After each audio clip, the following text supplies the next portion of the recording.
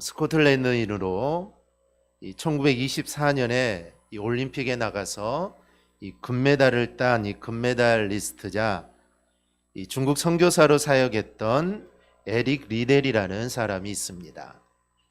이 달리는 선교사다라고 불리는 이 에릭 리델의 이 감동적인 레이스를 담은 영화가 있는데 이 불의 전차라는 영화입니다. 이 개봉 당시에 제54회 아카데미상 사관왕과 또 34회 칸 영화제 기독교 심사위원장을 수상했고 또 기독교 영화로 높은 작품성을 인정받은 이 작품입니다.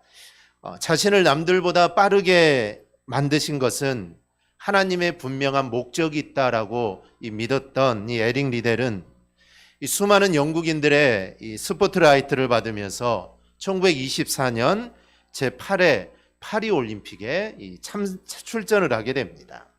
그의 주종목은 이 100m였고 그는 금메달을 따놓은 당상이랑 마찬가지입니다. 그와 100m에서는 겨룰 자가 없었던 것이죠. 그런데 그의 주종목이었던 이 100m 경기 예선전이 주일로 확정이 되자 과감히 경기 불참을 선언합니다.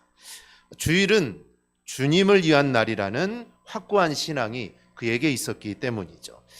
그러한 그의 결정은 내가 달리는 목적이 나의 우승과 야망이 아닌 분명한 하나님의 나라와 영광에 있음을 보여주는 그런 사건입니다. 하지만 에릭의 이 불참 소식이 영국 전역에 전해지자 국민들은 그를 두고 편협하고 옹졸한 신앙인, 조국의 명예를 버린 자, 광신주의자라고 하면서 일제히 그를 비난합니다. 이 스코틀랜드의 왕세자까지 그를 설득하려고 했지만 그는 주님의 법 안에서 주일은 하나님의 것입니다 라고 말을 하며 자신의 신념을 지키게 됩니다. 이 갖은 비난 속에서도 하나님의 뜻에 순종한 이 리델은 기적적으로 400m 경기에 참가할 기회를 얻게 됩니다. 그의 주종목은 100m이지만 그는 400m에 출전을 하게 되죠. 세계 어떤 선수도 100m와 400m를 함께 금메달을 따는 것은 이거는 쉬운 일이 아닙니다. 그런데 그는 그 400m 경기에서 세계 신기록을 세우며 금메달을 목에 걸게 됩니다. 그는 경기가 끝난 후에 인터뷰를 하면서 이렇게 말합니다. 처음 200m는 제 힘으로 달렸고 나머지 200m는 주님의 도우심으로 뛰었습니다. 에릭 리델의 이 우승 소감은 주요 언론들의 앞다투어 다투게 되었고 하나님의 일을 위해 최선을 다하는 그의 모습이 전 세계에 알려지게 됩니다. 이후 리델은 신학 공부를 함과 동시에 다양한 기독교 강연과 집회에서 수차례 강의를 합니다. 그리고 이후 리델은 하나님의 뜻에 따라 중국의 선교사로 가게 되죠. 그는 12년간 중국 텐진에서 교사로 봉사하며 복음을 전했고 그 7년 동안 이 산둥반도 곳곳을 돌아다니면서 농촌 지역에 복음을 전합니다. 그러던 중에 제2차 세계대전이 발발하게 되고 리델은 일본군 치하 웨이시엔 수용소에 수감이 됩니다. 그리고 결국 그는 하루 18시간의 고된 노동에 시달리다가 1945년 2월 수용소 안에서 하나님의 부름을 받고 떠나게 됩니다. 이 고린도전서 10장 31절을 보면 우리가 잘 아는 말씀이 있죠. 그런즉 너희가 먹든지 마시든지 무엇을 하든지 하나님의 영광을 위하여 하라. 하나님께서는 우리를 부르실 때 그리스도인으로 부르시고 성도로 부르셨습니다. 그리고 하나님은 우리를 부르실 때 하나님의 영광을 위해 우리를 부른 겁니다. 그래서 우리는 무슨 일을 하든지 하나님의 영광을 위해 그리고 죽게 하듯 우리는 모든 일들을 해야 합니다. 우리가 밥을 먹는다면 주님과 함께 밥을 먹어야 합니다. 물을 마신다면 당연히 주님과 함께 물을 마셔야 되고 양치질을 한다면 우리는 주님과 함께 양치질을 해야 합니다. 회의를 합니까? 주님의 뜻을 구하며 회의를 해야 합니다. 일을 합니까? 그 일을 통해 하나님의 일이 드러날 것을 기대하며 그 일을 해야 합니다. 공부를 합니까? 그 학문에서 하나님의 섭리를 발견해야 되죠. 우리가 휴식을 취합니까? 하나님의 말씀을 생각해야 합니다. 그래서 나의 모든 것, 정말 우리의 모든 것을 통하여 하나님과 함께하고 하나님께 영광을 돌리는 삶을 우리가 살아가야 합니다. 그런데 우리가 하나님의 영광을 위해 산다고 하지만 우리는 하나님의 영광이 얼마나 대단한지 우리는 잘 알지 못합니다. 그런데 오늘 본문을 보면 모세의 얼굴에 빛나는 광채를 통해 하나님의 영광이 얼마나 대단한가를 우리가 볼 수가 있습니다. 애굽을 나와 시내산에 이른 이스라엘 백성들에게 하나님께서 모세를 통해 율법을 주십니다. 하나님께서 모세를 대면하여 율법을 주셨는데 이때 하나님을 뵙고 나오는 모세의 얼굴에서 광채가 났습니다. 이 광채가 난 것은 하나님이 모세와 함께 했다라는 표식입니다. 그리고 내가 그를 지도자로 세웠다라는 이 표식이기도 하죠.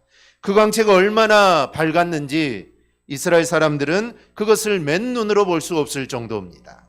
그래서 모세는 받은 말씀을 백성으로 전할 때 그는 수건으로 얼굴을 가리게 되죠. 그리고 이러한 모습은 모세뿐만 아니라 그 하나님의 영광이 임한 모세의 얼굴을 본 그 영광의 빛을 본 이스라엘 백성들, 즉 모세와 이스라엘 백성 모두에게 이것은 영광이 되는 그런 사건이었습니다. 그런데 문제는 이런 영광스러운 모습이 오히려 이스라엘에게 장애가 되었다는 점입니다. 이스라엘 백성들은 당연히 모세가 가지고 온 하나님의 말씀에 관심을 가져야 합니다. 그리고 하나님이 모세를 통해 전달한 그 말씀, 내가 이 말씀을 어떻게 이룰까, 여기에 관심을 가져야 되죠. 즉 관심을 갖는다면 오직 말씀에 관심을 가져야 하는 것입니다. 그런데 이들은 안타깝게도 말씀에 관심을 갖는 게 아니라 그 과정에서 모세가 썼던 이 수건에 관심을 갖기 시작합니다. 그리고 수건에 집착을 하게 되죠. 그 결과 이스라엘은 율법주의에 빠지게 되었고 자유함을 잃어버리는 자들이 되었던 겁니다. 여러모로 보았을 때 고린도 교회와 율법주의는 잘 어울리지 않습니다. 왜냐하면 고린도 지역은 이방 지역입니다. 하나님에 대해서 생각이 깊지 않는 곳이죠. 이방 나라니, 이방 지역이니 하나님에 무슨 관심이 있겠습니까? 하나님 말씀, 율법, 이 고린도 지역 사람들은 별로 관심이 없습니다.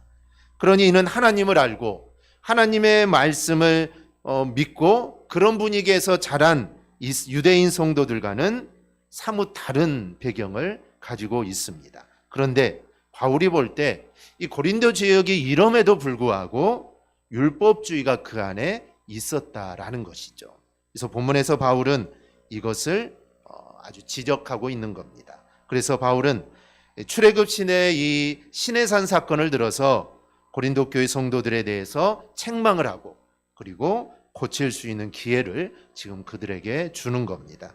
우리는 율법주의를 거부합니다. 우리는 율법주의는 거부합니다. 그런데 이방 도시인 고린도 지역에 율법주의적인 모습이 나타나고 있다라는 점을 우리는 주목해야 합니다. 우리도 뭔가 중요한 것을 놓칠 때, 우리가 하나님 말씀을 듣거나 우리가 신앙생활을 할 때 중요한 게 있는데 그 중요한 것을 놓칠 때 우리도 율법주의적인 오류에 빠질 수 있다라는 것을 우리는 잊어서는 안 됩니다. 그래서 오늘 우리는 이 바울이 모세의 얼굴에 수건이 덮였던 그 사건을 꺼낸 이야기를 좀 살펴보려고 합니다. 그리고 이를 통해 우리가 어떤 것들을 조심하고 우리가 깨어 있어야 하는지 우리가 나누어 보려고 합니다. 먼저는 장차 없어질 것에 마음을 빼앗기는 어리석은 자가 되어서는 안 됩니다. 사실 본문에서 이야기하는 이 바울의 이야기는 이해가 잘 되지 않습니다. 그 이유는 바울이 구약 성경을 인용하고 있는데 그 내용이 다르다는 겁니다. 구약을 인용하면 그 말씀 그대로 인용해야 되는데 바울은 구약의 말씀을 인용하면서 다른 이야기를 합니다. 시내산에서 모세가 얼굴에 수건을 쓴 이유는 모세의 얼굴에서 하나님의 영광이 나타났기 때문입니다. 일반 사람들은 그 광채를 직접 볼 수가 없습니다. 하나님을 직접 대면하면 인간은 죄인이기 때문에 죽기 때문이죠. 모세가 하나님을 대면했는데도 죽지 않은 것은 이거는 대단한 일입니다. 하나님을 대면한다는 것은 죽는 거죠. 그런데 모세는 죽지 않았다는 것이죠. 사실 이스라엘 백성들은 모세가 시내산에 올라가서 내려오지 않자 모세가 죽었다고 생각을 했습니다. 그래서 우리를 인도할 신을 만들라고 아론을 협박을 하죠. 그래서 금송아지 우상을 만들고 이게 바로 우리를 애굽에서 인도하여 낸 신이다라는 것입니다. 그 우상을 신이라 믿고 우리를 애굽에서 인도한 하나님이라고 믿고 그 우상을 섬긴 것이죠. 즉 하나님을 만난다는 것은 죽는 것입니다. 모세가 하나님을 만나러 갔으니 모세는 반드시 죽었다라는 것이죠. 그런데 모세는 죽지 않았습니다. 이것 자체가 아주 대단한 것이죠. 이거는 모세가 대단한 것이 아니라 하나님 모세에게 은혜를 주신 결과입니다. 어쨌든 모세는 영광스러운 하나님을 뵈면서도 그는 죽지 않았고 얼굴에 광채를 나타내는 은혜를 입었습니다. 모세의 얼굴에서 나오는 이 광채는 하나님의 영광이기 때문에 이스라엘 백성들은 그 모세의 영광을 보면은 나도 죽을 것 같다라는 생각을 했을 겁니다. 하나님을 보는 거나 하나님의 영광이 많은 모세를 보는 거나 그들은 나는 이제 죽겠다라는 생각을 하죠. 그래서 그들은 모세 보기를 두려워했던 것입니다. 얼굴에서 아무리 광채가 난다고 해도 쳐다보지 못할 정도는 아닐 겁니다. 태양같이 밝아야 쳐다보지 못할 건데 모세 얼굴에서 태양 같은 그런 빛은 나지 않았겠죠. 그래서 이것은 내가 모세를 보는 것은 하나님의 영광이 임한 모세를 보는 것은 내가 하나님을 보는 것과 똑같으니 나는 죽는다라는 것이죠. 그래서 모세가 얼굴을 수건으로 가린 것입니다. 그런데 13절을 보면 바울은 모세가 수건으로 얼굴을 가린 것은 장차 없어질 것의 결국을 주목하지 못하게 하려고 그렇게 했다라고 말을 합니다. 그러면 장차 없어질 것의 결국은 무엇일까요? 이는 모세의 얼굴에 나타나는 영광이 얼마 후면 사라질 것을 의미합니다. 이건 출애굽의 이야기와는 조금 다르죠. 출애굽기에서는 모세 얼굴에 광채가 나서 백성들이 보지 못하니 얼굴을 가렸다고 하는데 오늘 바울은 장차 없어질 것에 결국을 주목하지 못하게, 즉 모세의 얼굴에 그 빛나는 영광이 언젠가는 사라질 것인데 그것을 보지 못하도록 하기 위해서 수건을 가렸다라는 것입니다. 결국은 바울이 이렇게 말하는 것은 이스라엘에게 대대로 내려오는 전통에 따라서 말한 것입니다. 모세가 시내산에서 백성들을 만날 때 얼굴을 수건으로 가린 것을 전통은 이렇게 해석을 합니다. 모세 얼굴이 하나님의 영광을 담았을 때는 그 얼굴이 영광스럽지만 이것도 얼마 지나지 않으면 사라질 것이고 이제는 모세의 원래 모습으로 돌아오게 될 텐데 모세의 본래의 모습으로 돌아오게 되면 이스라엘 백성들이 실망하게 될 거라는 것이죠. 즉 영광이 나타나는 얼굴을 봤다가 영광이 사라진 얼굴을 보게 되면 모세를 보면서 실망하게 된다는 것이죠. 그런데 실망으로 끝나면 되는데 모세도 대단한 사람이 아니구나, 모세를 신뢰할 수 있는 그런 모습들이 사라지게 될 거다라는 것입니다. 그래서 사도 바울은 그 영광인 언젠가는 없어질 것인데 그래서 그것을 수건으로 가렸다라고 이렇게 말을 합니다. 여기서 우리가 1차적으로 생각해 볼 것이 있습니다. 사람은 드러나는 것에 관심을 갖는 경향이 있다라는 것이죠. 이 고린도 교회 성도들이 그랬습니다. 우리가 고린도후서를 통해 이 앞부분에 보면은 이 추천서에 대해 이야기를 합니다. 그래서 많은 사람들이 어떤 유명한 사람들의 추천서를 가지고 와서 고린도 교회에 들어오게 되죠. 그들은 거짓 선지자들입니다. 그러니 그 추천서는 다 거짓이라는 것이죠. 다른 사람의 이름을 빌려서 거짓으로 꾸몄으니 아마 자기가 넣고 싶은 것을 아마 많이 넣었을 겁니다. 진짜도 아니니 경력을 많이 넣었겠죠. 자신이 대단한 사람이라고 했을 겁니다. 그런데 사람들은 그렇게 겉으로 드러나는 그런 모습에 온통 다 마음을 뺏겨버렸다라는 것입니다. 없어질 것들의 마음을 빼앗겨 바른 신앙에서 멀어진 겁니다. 바울은 바로 이런 저들의 모습이 안타까웠던 것이죠. 이런 모습이 바로 율법주의와 똑같습니다.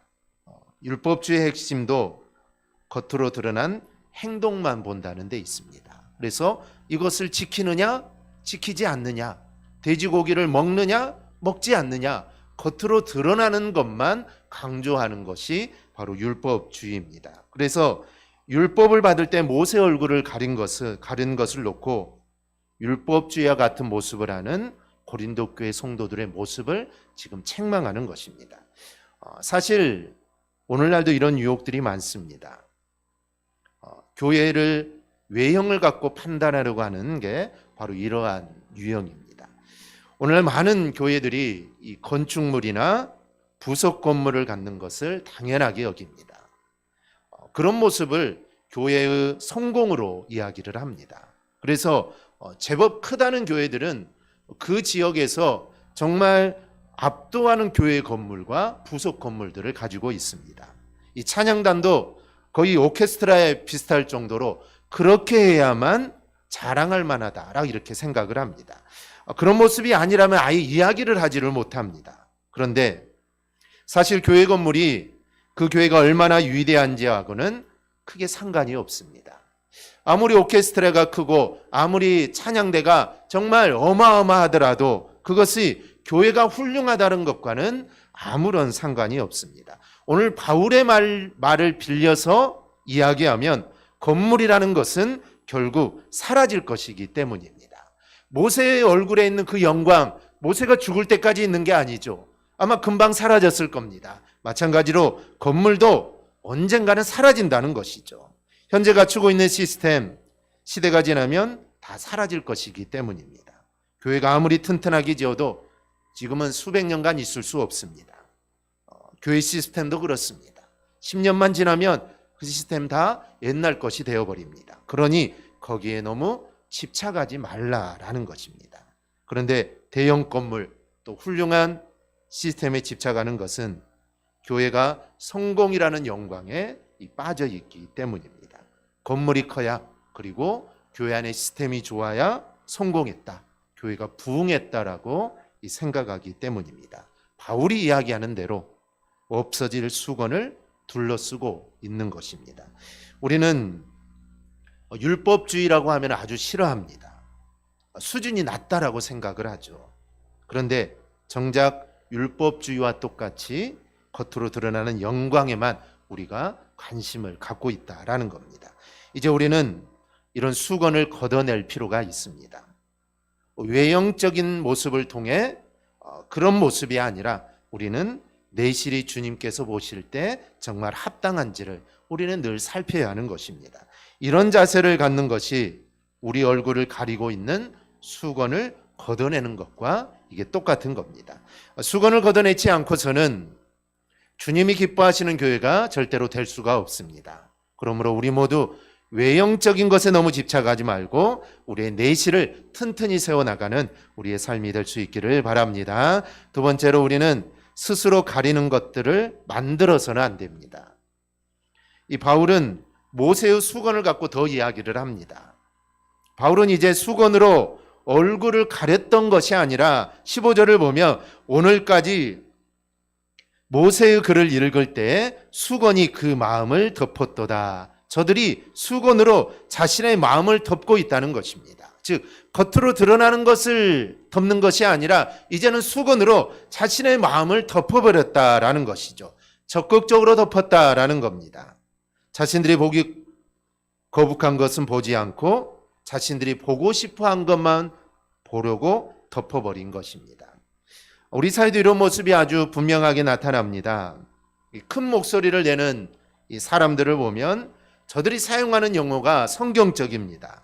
저들이 쓰는 단어에는 하나님이 나오고 더구나 저들이 하는 말을 듣는 이들 역시 아멘 할렐루야라는 말로 이렇게 막 반응을 합니다. 누가 봐도 기독교 단체가 하는 행동입니다. 그런데 저들이 하는 맥락을 가만히 들여다보면 이건 성경과는 아무런 상관이 없습니다. 성경과 신앙을 인용하여 사용할 뿐이지 하나님의 뜻과는 너무나 거리가 먼다는 것이죠. 대부분의 이단들이 그렇습니다.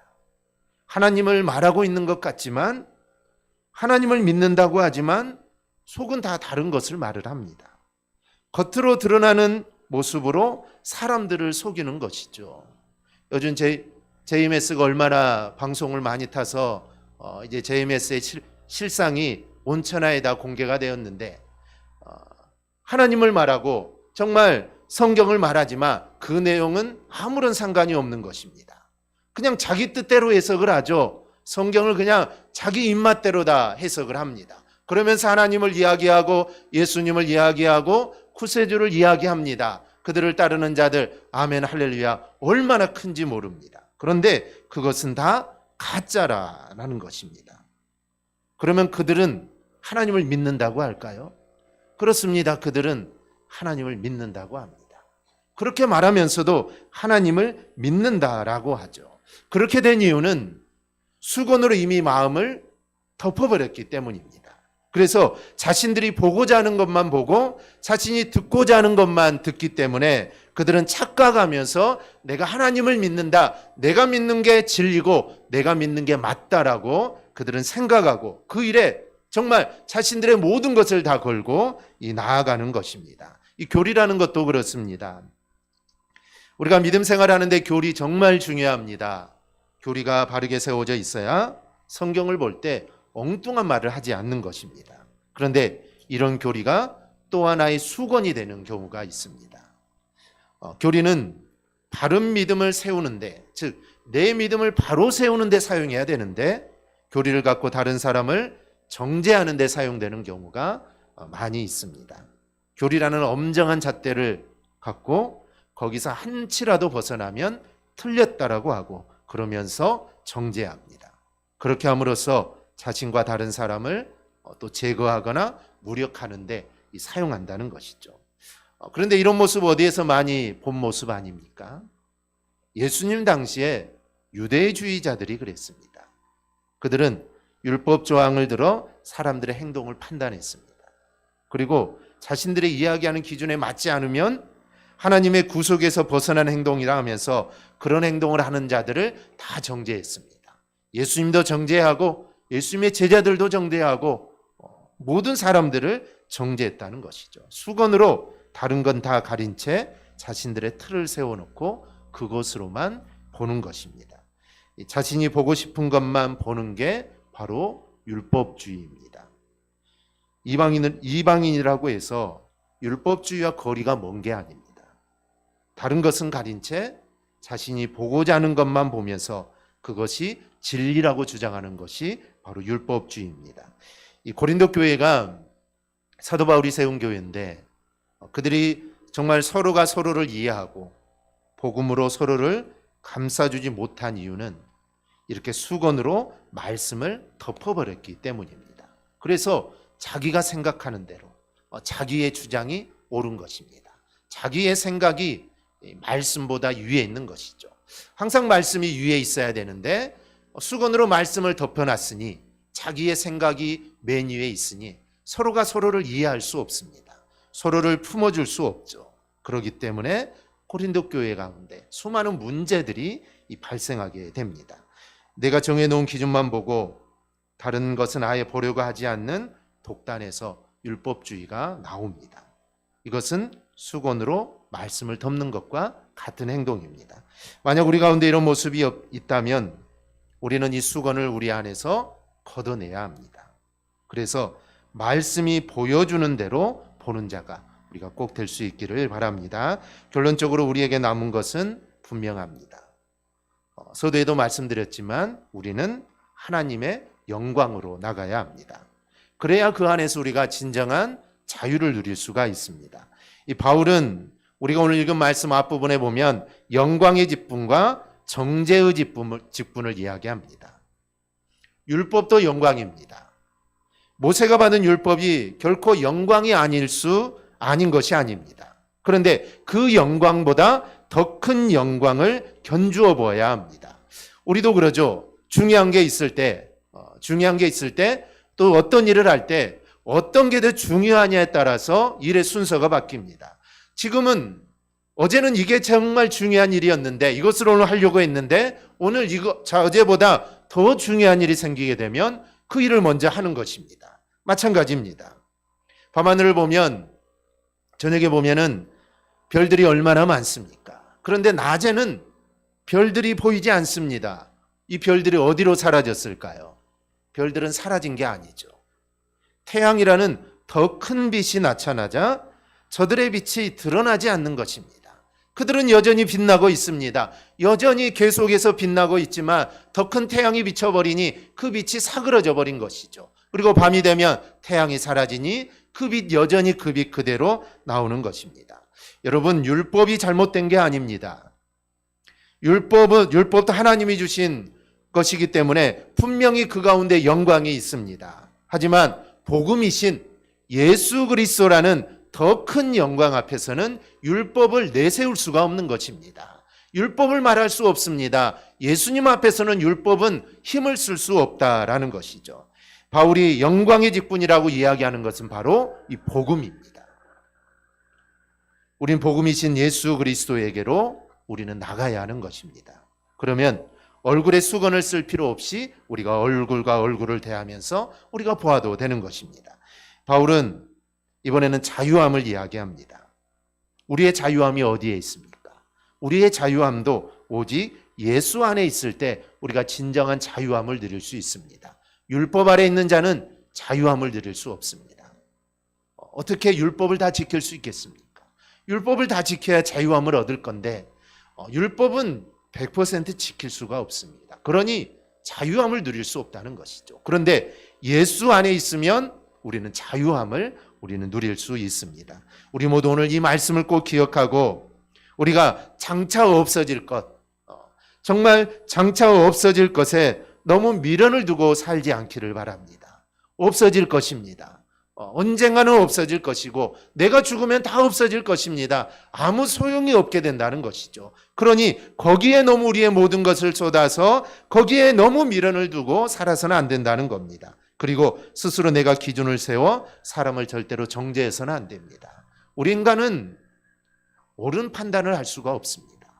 나는 옳다라고 생각하지만, 나는 맞다라고 생각해서 다른 사람을 정죄하지만 그게 늘 옳은 것은 아닙니다. 그래서 우리는 절대로 내가 기준을 세워서 다른 사람을 정죄하는 일이 없어야 합니다. 그리고 우리는 오직 하나님의 영광을 위해 우리는 살아야 합니다. 하나님의 영광을 위한 삶이 뭘까요? 복음에 헌신하는 삶이 하나님의 영광을 위한 삶입니다. 그 복음, 예수 그리스도로 인해 하나님의 영광이 드러나기 때문입니다. 우리 모두 이 사실을 기억하고 꼭 이런 삶을 살아가기를 주님의 이름으로 축원합니다. 아멘. 기도하겠습니다.